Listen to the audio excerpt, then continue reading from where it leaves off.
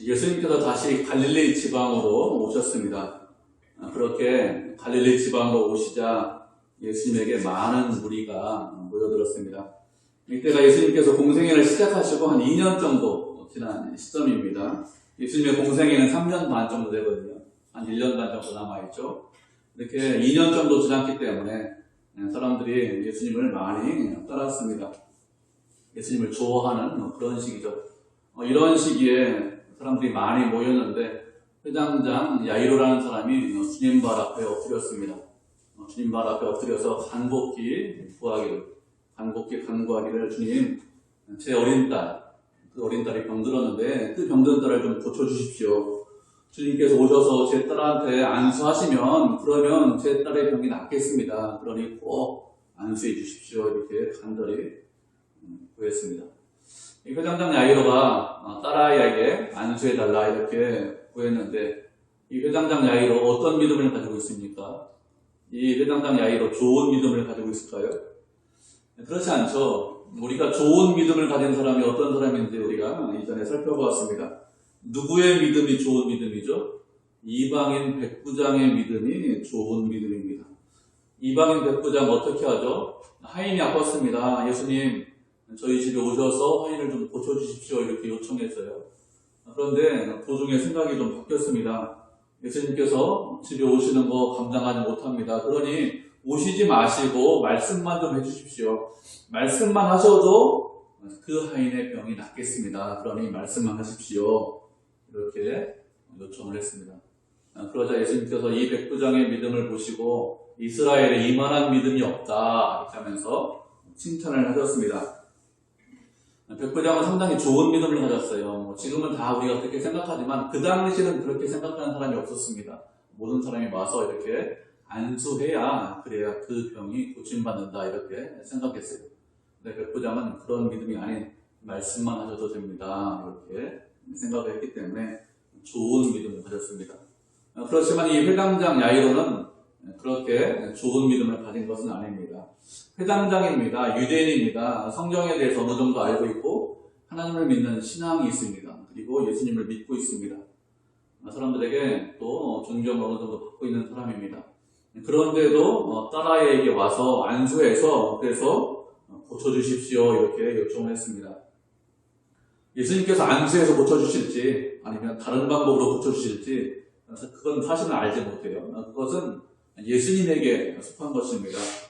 그렇기 때문에 안수해서 고쳐주십시오 이렇게 요청하는 것은 그렇게 좋은 것은 아닙니다. 하나님, 예수님 좀 불쌍히 여겨주십시오. 은혜 베풀어 주십시오. 이렇게 요청하면 그러면 예수님께서 그 요청을 들으시고 주께서 생각하신 방법으로 주께서 뜻하신 방법으로 선하게 인도하겠죠.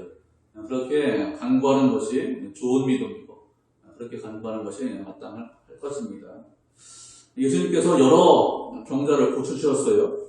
그런데 한 가지 방법으로만 고쳐주신 것은 아닙니다.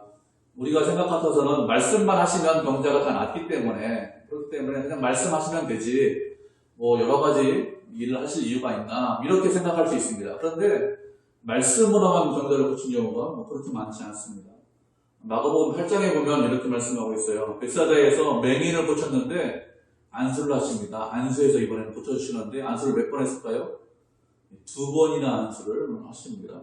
첫 번째 안수를 하고 맹인한테 물어봤어요. 무엇이 보이느냐 이렇게 물어보니까 나무 같은 것이 걸어다니는 것이 보입니다. 이렇게 대답을 해요. 그러니까 그 다음에 또 안수하십니다. 그러니까 그 맹인이 밝히 봤다 이렇게 말씀을 하고 있습니다. 예수님께서 2번이나 안수하셨는데 왜 2번이나 안수하셨을까요? 예수님의 능력이 부족해서 한 번 안수하면 고침받지 못하기 때문에 그래서 2번 안수하시는 것입니까? 그러진 않겠죠. 설마 그렇게 생각하시는 분 아무도 없죠? 그러지는 않습니다. 예수님 말씀만 하셔도 맹인이 눈 뜨지 못합니까? 말씀만 하셔도 눈 떠요. 그런데 2번이나 안수를 하셨습니다. 왜 그렇을까요? 왜 그런가 하면 맹인이 부족한 것입니다. 맹인이 한 번 안수했는데 제대로 보지 못하는 거예요. 그래서 시간이 지나면서 점점 제대로 볼 수 있다는 것을 깨닫게 하기 위해서 예수님이 누구신지 밝히 알게 하기 위해서 2번 안수하셨습니다.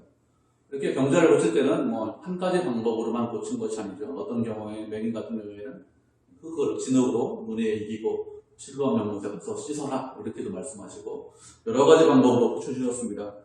그런데 회당장 야이로는 집에 오셔서 안수해 주십시오 이렇게 요청을 한 것은 그렇게 좋은 믿음은 아닙니다. 그런데 그 소리를 들으신 예수님께서 어떻게 하십니까? 그를 책망하지 않았어요.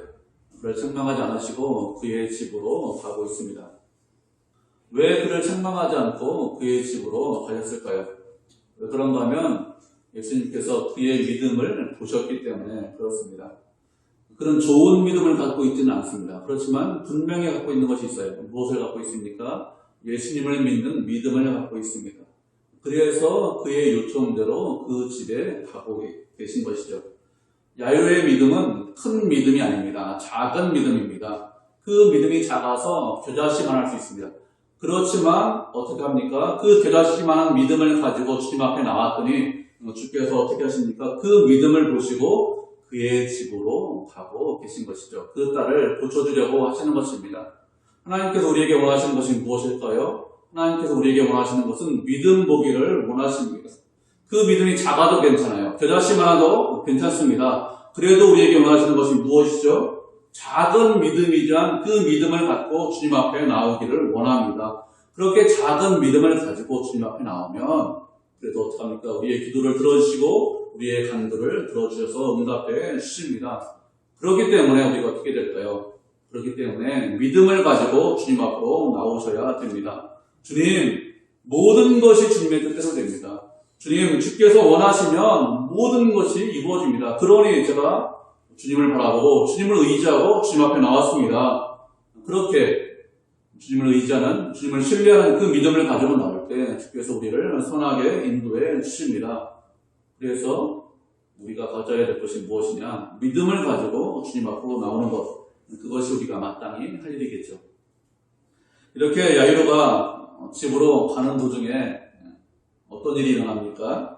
12해 동안 혈루증으로 병을 앓은 여인을 고쳐주시는 그런 사건이 일어납니다.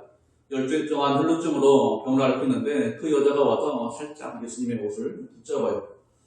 예수님의 옷을 붙잡자 어떻게 하죠? 예수님께서 뒤를 돌아보시면서 누가 내 옷자락에 손을 대었다 이렇게 말씀하십니다. 제자들은 예수님 사람이 많아요. 그래서 누가 손댔는지 모릅니다. 이렇게 말씀을 드렸는데도 그래도 누가 옷을 손을 대었다 이렇게 하면서 옷에 손댄 사람을 찾으려고 하고 계십니다. 힐루증을 알아서 고침받은 여인, 옷에 손을 잡은 그 여인은 어떻게 했을까요? 아, 내가 고침받았다 이렇게 생각하고 빨리 집으로 돌아가자. 아무도 모른다 이렇게 생각하면서 빨리 집으로 돌아가려고 예수님에게서 점점 멀어지고 있었을 것입니다.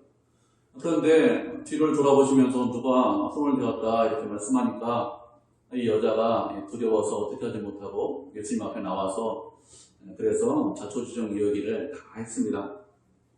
이 여인이 이야기하는데 금방 이야기가 끝났을까요? 그러진 않겠죠. 말씀에서는 짧게 되어 있습니다. 그렇지만 실제로는 우왕좌왕하고 누구냐, 어떤 여자냐, 찾아보자, 누구냐 이렇게 하면서 시간이 좀 끌고 그리고 이 여인도 와서 전호사장 이야기를 다 하니까 어느 정도 시간이 걸렸을 것입니다. 이 여자가 이야기하는 동안에 회당장 야이로가 어떤 생각을 했을까요? 마음이 답답했겠죠. 딸이 죽어가는데 예수님께서 빨리 가셔야 되는데 얘 빨리 못 가네 이런 생각이 있었을 것입니다. 또 한편으로는 어떤 생각이 있었을까요? 내 딸이 살겠구나 이런 마음도 있었을 것입니다. 이 여자가 예수님의 옷자락에 손만 댔는데 그런데 병이 나왔어? 그러면 예수님께서 안수하시면 그럼 분명히 산다. 분명히 살 수 있다. 이런 마음이 들었을 것입니다. 그러니 빨리 모시고 가자. 빨리 가서 빨리 살리자. 이런 생각을 했을 것입니다. 그러면서 상황이 빨리 그러기를 원했겠죠. 그런데 예수님께서 말씀하시는 도중에 집에서 연락이 왔습니다. 집에서 사람이 왔습니다. 뭐라고 합니까? 아이가 죽었다. 이렇게 연락이 왔습니다. 그러면 하는 말이 무엇이라고 합니까? 더 이상 선생님을 괴롭게 하지 마십시오.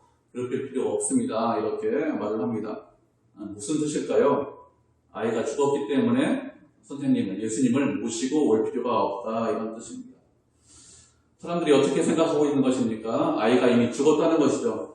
죽었기 때문에 끝이다 이렇게 생각을 하고 있습니다. 병을 고치는 것도 살아있는 동안에 병을 고치는 것이지 죽었으면 병을 고치지 못한다는 것입니다. 그런데 이 아이가 죽었기 때문에 병 더 이상 고치지 못하니까 예수님 모시고 올 필요가 없다 이런 뜻이죠. 예수님은 시간을 초월하지 못한다. 예수님은 죽음을 이기지 못한다. 이런 생각을 하고 있는 것입니다. 그래서 예수님을 모시고 올 필요가 없다. 선생님을 더 이상 괴롭게 하지 말아라. 이렇게 말을 하고 있습니다.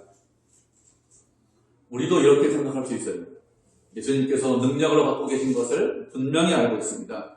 그런데 예수님이 이런 일은 좀 못하시는 것 아니냐 이렇게 생각을 할 수 있습니다. 특별히 어떤 경우가 있는가 하면 예수님께서 저 사람은 예수 믿지 못하게 하시겠지. 예수 믿는 것 어렵게, 예수 믿는 것 불가능한 것 아니냐. 예수 믿는 것 어려운 것 아니냐. 이렇게 생각하는 사람들이 있습니다. 다른 사람들은 다 예수 믿지만 저 사람은 안 돼. 저 사람은 예수 믿는 것 불가능해. 이렇게 생각을 할 수 있습니다. 그런데 실제로는 그렇지 않습니다. 그런 사람은 아무도 없어요. 하나님께서 구원하시기로 작정하셨습니다. 예정하셨습니다. 그런데 구원하지 못하는 그런 사람이 있을까요? 하나님께서 어떤 일을 하시기로 하셨습니다. 그런데 그 일을 못하시는 일이 있습니까? 그런 일은 없습니다. 성경에 보면 그런 데가 아주 많이 나와 있어요. 그 중에서 대표적인 사람이 누구냐? 요나입니다. 우리가 잘 알고 있는 요나죠. 요나는 하나님께서 말씀하시기를 니누에 가서 복음 전해라 이렇게 말씀하셨는데 어떻게 해야 합니까? 니누의 정반대인 다시스로 도망가고 있었어요. 절대로 내가 니누에 가서 복음 전하지 않는다 이렇게 생각해서 다시스로 도망가고 있었습니다. 어떻게 합니까? 하나님께서 그를 물고기 뱃속에 집어넣습니다. 물고기 뱃속에 들어가서 자신의 잘못을 깨닫고 그리고 죄를 회개하고 다시 니누에 가서 복음 전합니다. 물고기 뱃속에 들어갔다 나왔어요. 그런데 나중에 누나가 어떻게 합니까? 니누에가 멸망당하지 않는다고 불평하고 불만해요. 하나님, 그 도시 망해야 되는데 안 망합니다. 불평하고 불만하니까 하나님께서 또 무엇을 보내주십니까? 박넝쿨하고 벌레를 보내주세요. 그렇게 박넝쿨과 벌레를 보내주셔서 하나님의 은혜가 얼마나 큰지 하나님의 사랑이 무엇인지 깨닫게 하십니다. 하나님께서 사람을 변화시키지 못합니까? 하나님께서 세상을 변화시키지 못할까요? 그렇지 않습니다. 이것은 좀 힘들겠지. 이 사람은 좀 안 되겠지. 다른 사람은 다 되는데 이 사람은 전혀 가능성이 없어. 이렇게 생각하십니까? 그것은 하나님의 은혜와 하나님의 사랑에 대해서 깨닫지 못하는 것입니다. 회장장의 집에서 연락 온 사람들 그렇게 생각했습니다. 예수님께서 이 일은 못하시겠지 이렇게 생각했습니다. 그러나 그렇지 않습니다. 인간의 지식과 인간의 경험, 우리의 생각을 뛰어넘으신 분이 하나님이시죠. 하나님은 시간을 초월하십니다. 하나님은 사망을 이기시고 죽음을 이기시는 분입니다. 죽음을 이기지 못할 것이다 이렇게 생각하는 것은 우리의 경험이고 우리의 지식이죠. 그렇지만 그렇지 않습니다. 우리가 말씀을 한 구절 살펴보도록 하겠습니다. 고린도전서 2장 9절입니다. 고린도전서 2장 9절이죠.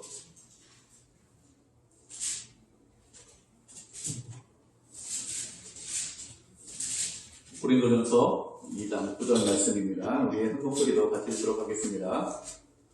시작. 기록된 바 하나님이 자기를 사랑하는 자를 위하여 예비하신 모든 것은 눈으로 보지 못하고 귀로 듣지 못하고 사람의 마음으로 생각하지도 못하였다함과 같으니라. 아멘. 하나님께서 당신을 사랑하는 자들을 위해서 예비하신 것들, 우리를 위해서 준비하신 것들은 우리의 눈으로 보지 못하고 귀의 마음으로 생각하지 못한 것들을 준비하고 계십니다. 예비하고 계십니다. 하나님께서 우리를 위하십니다. 우리를 사랑하시는 그 사랑, 우리를 위해서 준비하신 것들은 우리가 상상하지 못한 것들을 준비하고 계시죠. 그렇기 때문에 우리의 경험 안에, 우리의 지식 안에 하나님을 가두어 두려고 한다면 그러면 그것은 잘못된 것입니다. 어떤 한계를 정한다고 한다면 그것은 잘못된 거예요. 그렇지 않습니다. 우리의 생각 이상이십니다. 우리의 경험 이상이십니다. 하나님 우리의 생각보다 훨씬 더 크신 분입니다. 어떤 한계를 정하려고 한다면 그것은 어리석은 것이죠. 그렇게 하지 않으시려고 해야 됩니다. 하나님 우리보다 훨씬 더 크신 분이죠. 이렇게 어떤 사람들이 와서 예수님을 더 괴롭게 하지 마십시오 이렇게 합니다. 그런데 36절에 보면 무엇이라고 말씀하고 있죠? 예수님께서 곁에서 그 말씀을 들으셨다 이렇게 말씀하고 있습니다. 곁에서 들으셨다라고 말씀을 하시는 것은 그냥 옆에서 들으셨다 이런 뜻이 아닙니다. 곁에서 들으셨다라는 것은 세 가지 의미가 있어요. 한 단어인데 세 가지 의미가 있습니다. 첫 번째는 의도하지 않고 들으셨다 이런 뜻이 있습니다. 두 번째는 주의를 기울이지 않았다 아니면 무시했다 이런 의미가 있습니다. 세 번째는 듣기를 거부했다 이런 의미도 있습니다. 세 가지 의미를 다 적용할 수 있습니다. 예수님께서 말씀하시는 중에 사람들이 와서 이야기했기 때문에 이렇게 흘려 들으셨겠죠. 그렇지만 예수님께서는 그것을 무시하시고 주께서 하시던 일을 계속 하셨다 이런 뜻입니다. 예수님께서 그 말씀을 들으셨지만 그렇지만 그 말에 대해서 별로 개의치 않으셨습니다. 그리고 회당장에게 말씀하셨어요. 무엇이라고 말씀하셨습니까? 두려워하지 말고 믿기만 해라 이렇게 말씀하셨습니다.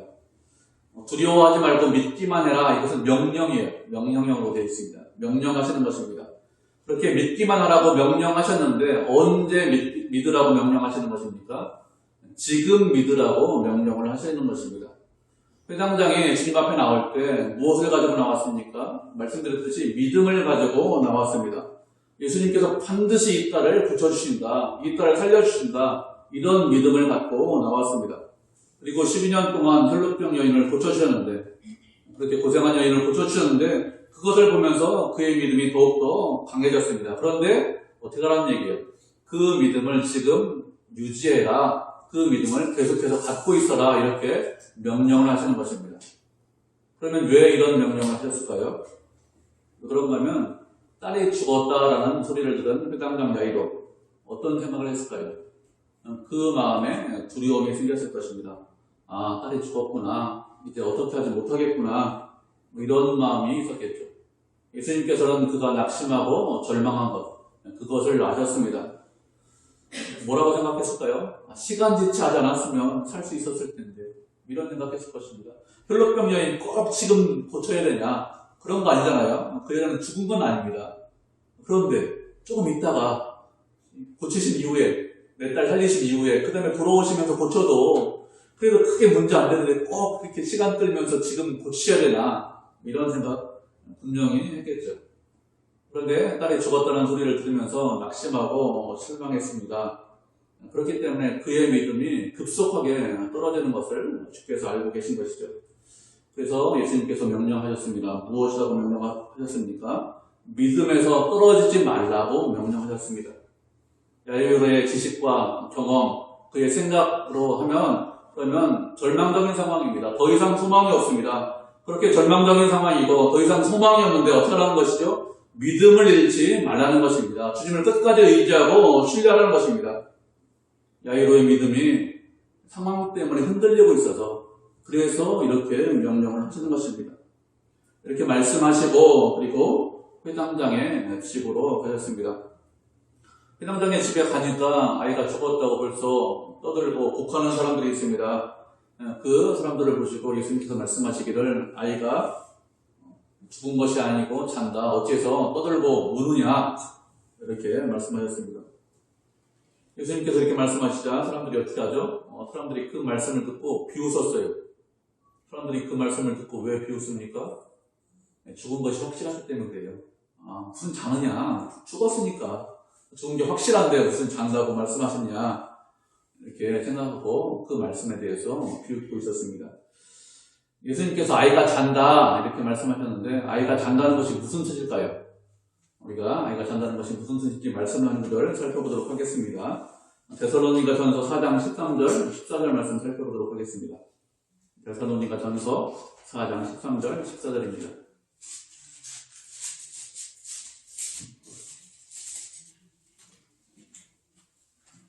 데살로니가 전서 4장 13절, 14절 말씀 두 절인데 우리 한 목소리로 같이 읽겠습니다. 시작.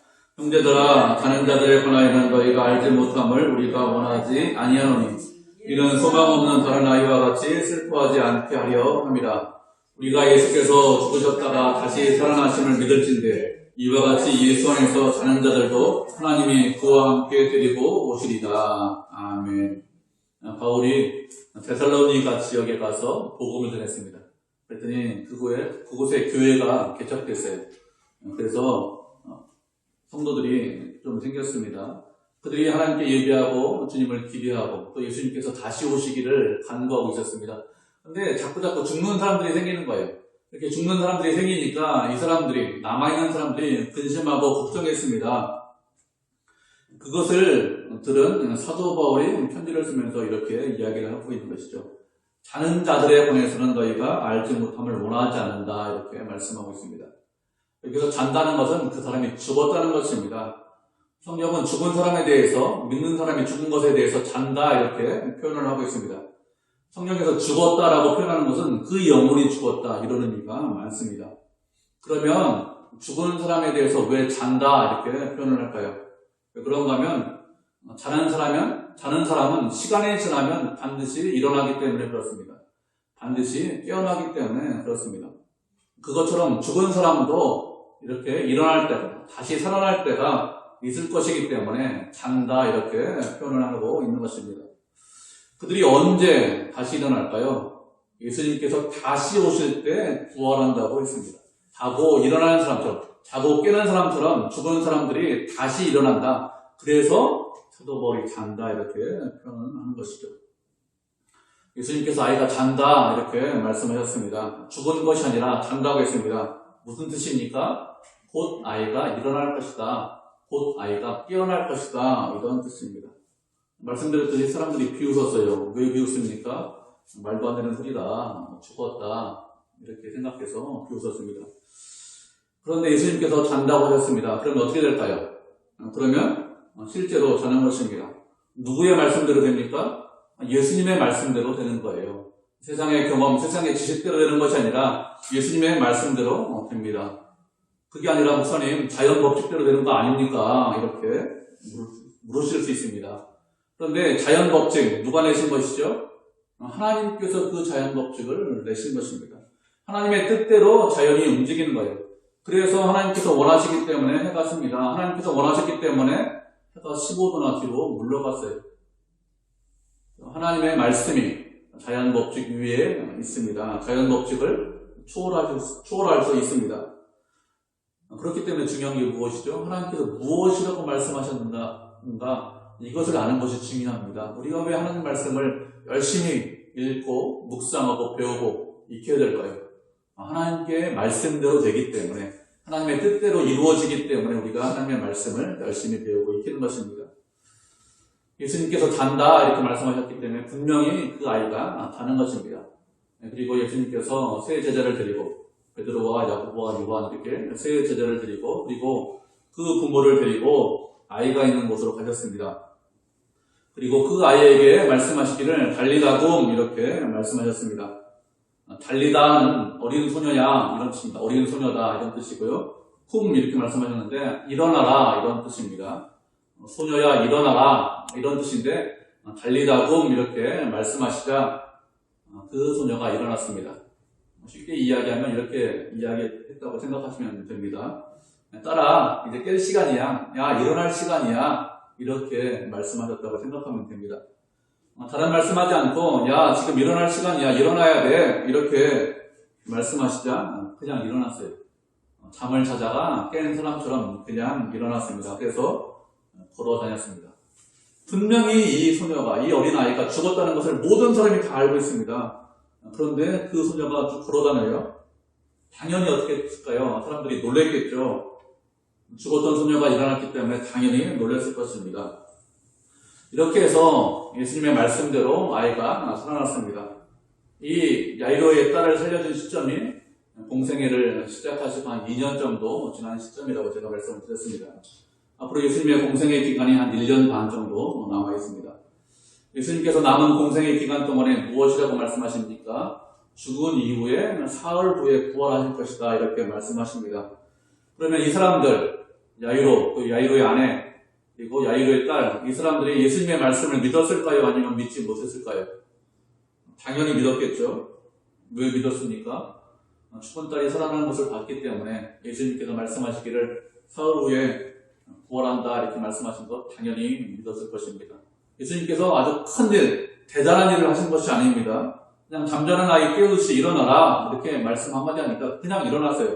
그러니까 당연히 예수님께서 부활하신다 이 말씀을 하시면 그 말씀을 믿었을 것입니다. 그리고 또 무슨 말을 믿었을까요? 우리도 부활한다 그렇게 말씀하셨는데 그 말도 믿었을 것입니다. 왜요? 말씀 한마디 하면 일어나니까. 자는 아이 깨우듯이 말씀 한마디 하면 일어나니까 못 일어날 이유가 없구나. 부활하지 못할 이유가 없다. 이렇게 생각을 했을 것입니다. 세상 사람들은 어떻게 생각합니까? 세상 사람들은 죽으면 끝이다 이렇게 생각합니다. 죽음 이후에는 아무것도 없다 이렇게 생각합니다. 그러나 그렇지 않죠. 죽음 이후에도 세상이 있습니다. 하나님께서 우리에게 무엇이라고 말씀하셨습니까? 한 번 죽는 것은 하나님께서 정하셨다 이렇게 말씀하셨습니다. 그 이후에 무엇이 있다겠죠? 그 이후에 심판이 있다 이렇게 말씀하셨습니다.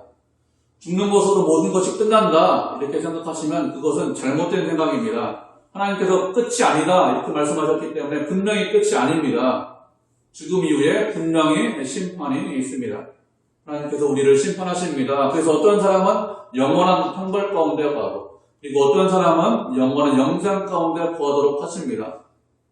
무엇으로 구분하죠? 예수님을 믿었느냐 예수님을 믿지 않았느냐 이것으로 구분합니다. 그리고 그 이후에 예수님을 믿는 사람들도 달라집니다. 어떻게 생활했느냐에 따라서 우리의 상급이 달라지죠. 우리가 말씀을 한 구절 살펴보도록 하겠습니다. 고린도전서 3장 10절부터 15절입니다. 고린도전서 3장 10절부터 15절입니다.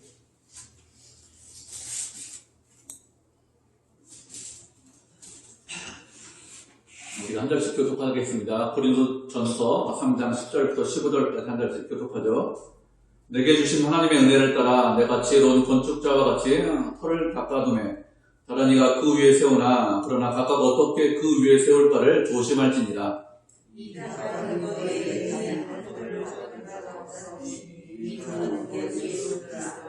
만일 누구든지 금이나 은이나 보석이나 나무나 풀이나 숯으로 이 터 위에 세우면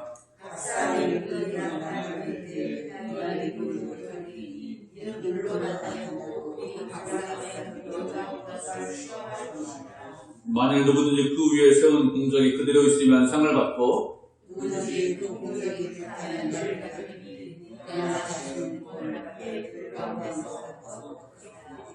아멘. 바울이 하나님의 은혜를 따라서 지혜로운 건축자와 같이 터를 닦아두었다라고 했습니다.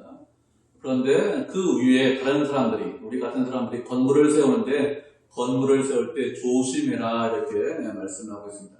건물을 세울 때 주의해서 건물을 세워라 이렇게 말씀을 하고 있습니다. 터를 닦아두었다고 했는데 그 터가 누구냐? 그 터가 예수 그리스도입니다. 예수님입니다. 예수님 위에 우리가 건물을 세워야 됩니다. 세상 사람들은 예수님 위에 건물을 세우지 않습니다. 세상의 다른 곳에 건물을 세우죠. 그런 사람들 어떤 사람들이 있을까요? 그런 사람들은 모래 위에 집을 짓는 사람들이죠. 비바람이 불고 청소가 나면 그 집이 화려합니다. 그 집이 큽니다. 그 집이 훌륭합니다. 수십 년 동안 건물을 세웠습니다. 그렇지만 그 집은 무너집니다. 아무리 훌륭한 집을 세웠어도 시간을 많이 들였어도 예수 그리스도의 터 위에 세우지 않으면 그 사람은 멸망당합니다. 그것은 아무것도 아닙니다. 그렇지만 예수님 위에 세우면 그렇지 않습니다. 예수님 위에 세우면 그 사람은 멸망당하지 않습니다. 그런데 예수님 위에 세울 때도 어떻게 라고 말씀하셨습니까? 그 세울 때 조심해라 이렇게 말씀을 하고 있습니다. 왜 조심해야 될까요? 왜 조심해야 하는가 하면 하나님께서 불로 심판하시기 때문에 그렇습니다. 불로 심판해서 어떤 사람들의 집은 불에 탑니다. 그리고 어떤 사람들의 집은 불에 타지 않습니다. 불에 타지만 그렇지만 구원받지 못하느냐? 그렇지 않다고 했어요. 구원은 받습니다. 그렇지만 불 가운데서 구원받을 것 같다 이렇게 말씀하고 있기 때문에 그래서 바울이 말하기를 조심해서 건축해라 이렇게 말씀하고 있죠. 어떤 사람이 집을 지었습니다. 금이나 은이나 보석으로 집을 지었어요. 불로 심판할 때 그 사람은 불에 타지 않습니다. 어떤 사람이 집을 지었습니다. 나무나 집이나 풀로 집을 지었습니다. 그 사람은 불로 심판합니다. 하나님께서. 그런데 그 사람의 집은 불에 탑니다. 그러면 당연히 우리가 조심해서 세우는데 어떻게 세워야 될까요? 불에 타지 않는 재료로 집을 세우는 것이 마땅합니다. 금이나 은이나 보석으로 집을 세우는 것이 마땅하죠. 그러면 불에 타지 않는 재료로 금이나 은이나 보석으로 집을 세우는 것 어떻게 하는 것이 그렇게 집을 세우는 것일까요? 무엇을 해야 금이나 은이나 보석으로 집을 세우는 것입니까? 예수님께서 우리에게 말씀하셨어요. 율법 중에서 가장 큰 율법이 무엇이라고 말씀하셨습니까? 하나님을 사랑하고 형제를 사랑해라. 이것이 가장 큰 율법이라고 했습니다. 그것이 율법과 선지자의 강령이다, 큰 줄거리다 이렇게 말씀하셨습니다. 성경에서 신구약성경에서 가장 크게 말씀하신 것이 무엇이냐? 하나님을 사랑하는 거예요. 그리고 형제를, 이웃을 사랑하는 것입니다. 그러면 하나님을 사랑해야 되는데 어떻게 하는 것이 하나님을 사랑하는 것입니까? 하나님을 사랑하는 사람, 어떤 사람이 하나님을 사랑하는 사람일까요? 그 사람은 말씀에 순종을 한 사람, 그 사람이 하나님을 사랑하는 사람입니다. 우리가 어떤 사람을 사랑해요? 상대방을 사랑합니다. 그 상대방을 사랑하면 어떻게 하죠? 그 상대방의 말을 들으려고 합니다. 그것이 사랑하는 거예요. 상대방의 말을 듣지 않습니다. 그러면서 나는 그 사람을 사랑한다. 이것은 거짓말이죠. 분명히 사랑하면 그 사람의 말을 듣습니다. 하나님을 사랑합니까? 그럼 어떻게 될까요? 하나님의 말씀을 들으셔야 됩니다. 그 말씀대로 순종해야 됩니다. 하나님께서 하라고 한 것이 있습니다. 하나님께서 하지 말라고 한 것이 있습니다. 그 말씀대로 사는 것, 그것이 하나님을 사랑하는 거예요. 다른 것이 하나님을 사랑하는 것이 아니라 그렇게 말씀에 순종하는 것이 하나님을 사랑하는 것입니다. 아담이 범죄했습니다. 죄를 범했습니다. 먹지 말라고 하는 선악과를 먹었습니다. 왜 먹었을까요? 하나님을 사랑하지 않기 때문에 말을 듣지 않는 것이죠. 사랑했으면 말을 들어요. 사랑하지 않기 때문에 말을 듣지 않았습니다. 우리가 불에 타지 않는 재료로 건물을 짓는 방법이 무엇이냐? 하나님을 사랑하는 것인데 그것은 하나님을 사랑하는 것이죠. 그렇게 해야 불에 타지 않는 재료로 금이나 은이나 보석으로 건물을 짓는 것입니다. 그리고 또 무엇을 해야 되죠? 이웃을 사랑을 해야 됩니다. 형제를 사랑해야 됩니다. 누가 이웃일까요? 누가 내 이웃입니까? 나하고 가까이 있는 사람, 내 집에서 만나는 사람, 그죠? 내 자녀, 아내, 그리고 내 직장에서 만나는 사람, 직장 동료, 옆에 있는 사람, 그리고 모임에서, 학교에서 만나는 사람, 그러한 사람들이 내 이웃입니다. 그러한 사람들을 사랑하는 것입니다. 그것이 불에 타지 않는 재료로 건물을 짓는 것입니다. 우리가 만나는 대부분의 사람들, 저를 제외하고 여러분이 만나는 대부분의 사람들은 어떤 사람들이 만나죠? 대부분 믿지 않는 사람들 만나요. 믿는 사람들은 극히 적고 믿지 않는 사람들을 만납니다. 저는 대부분 만나는 사람이 여러분처럼 믿는 사람들을 만납니다. 제 옆에 여러분을 주셨어요. 무슨 뜻입니까? 제가 누구를 사랑해야 돼요? 여러분 사랑을 하고 여러분을 위해서 기도하고 여러분 믿음 성장하게 하라고, 그래서 여러분 옆에 저를 둔 거고, 저는 그렇게 여러분을 사랑하는 사람이고, 여러분은 어떻게 될까요? 여러분 주위에 있는 사람들을 사랑하셔야 됩니다. 혹시 이렇게 기도하시는 분 없죠? 하나님, 저 사람만 없으면 그러면 제가 좀 인생이 좀 피겠습니다. 저 사람만 없으면 제가 좀 인생이 좀 괴롭지 않겠습니다. 이렇게 기도하시는 분 없겠죠? 여러분, 그렇게 기도하시면 안 됩니다. 그런 사람이 혹시 있을지라도 어떻게 됩니까? 그 사람을 위해서 기도하고 그 사람을 사랑하셔야 됩니다. 하나님께서 왜 그 사람을 내 옆에 붙여주셨습니까? 왜 그런가 하면 그 사람 사랑하라고 붙여주셨어요. 그 사람 불쌍한 영혼입니다. 믿지 않는 영혼입니다. 하나님을 알지 못하기 때문에 그렇게 하는 거예요. 그래서 어떻게 됩니까? 그 사람을 사랑해야 됩니다. 하나님, 제가 사랑하지 못하겠는데요. 그래도 하나님께서 말씀하셨기 때문에 사랑하겠습니다. 하나님께서 저 같은 사람을, 죄인을, 주께서 사랑하지 못할 사람을 사랑해 주셨기 때문에 저도 주님을 본받아서 사랑하겠습니다. 그런데 잘 안 돼요. 그죠? 잘 안 됩니다. 잘 안 되니까 하나님 은혜를 베어주십시오. 저도 주님과 같은 마음을 허락해 주십시오. 그렇게 하면서 사랑하셔야 됩니다. 사랑해야 된다는 것을 잘 알고 계시지만, 그렇지만 어렵고 힘듭니다. 그래도 사랑하셔야 됩니다. 참고 인내하시면서 사랑하셔야 돼요. 사랑하는 것이 잘 안 되면 이를 악물고 사랑을 하셔야 됩니다. 그렇게 하는 것이 우리가 불에 타지 않는 재료로 건물을 짓는 것입니다. 그렇게 하면 그것이 남습니다. 그렇지 않은 것들이 남을까요? 우리가 큰 부자가 됐습니다. 하나님 앞에 갔습니다. 그게 남을까요? 안 남아요. 천국은 황금길이라니까 황금길 안 남습니다. 하나님께서, 예수님께서 우리한테, 야, 너 세상에서 큰 부자가 됐냐? 빌 게이츠처럼 큰 부자냐? 아, 너 참 잘했다. 이렇게 칭찬하실까요? 황금길인데 그거 칭찬하십니까? 칭찬 안 하신다니까요. 우리가 하나님을 사랑하고 형제를 사랑하면 그것이 남습니다. 그것이 불에 타지 않는 재료로 건물을 짓는 것입니다. 그렇게 해야 하나님께서 기뻐하시고, 그렇게 해야 우리가 하나님 보시기 합당한 것이죠. 그렇게 하나님을 사랑하고 형제를 사랑하는 믿음의 성도, 은혜의 성도 되기를 주님의 이름으로 축복을 드립니다.